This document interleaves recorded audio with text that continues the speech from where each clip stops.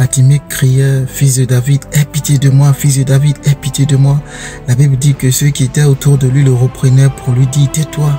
Mais il criait encore plus fort parce qu'il savait que c'est Jésus de Nazareth qui passait.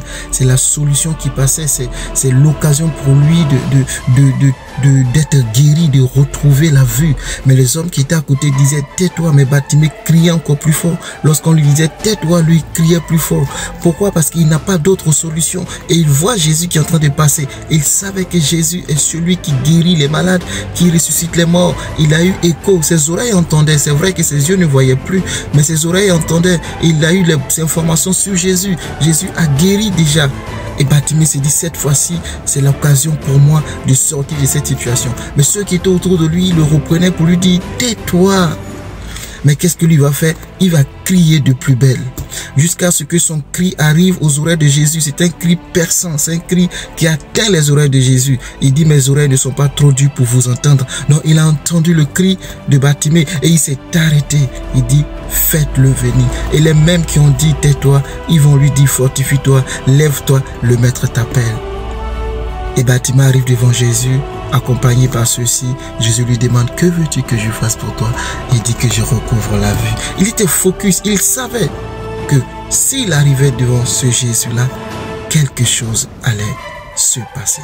Il allait voir de nouveau. Mais tu sais, ce que je veux te dire, c'est quoi? C'est que Bartimée ne s'est pas laissé arrêter par ceux qui lui disaient, tais-toi. Les hommes t'ont dit, tais-toi et tu t'es tué.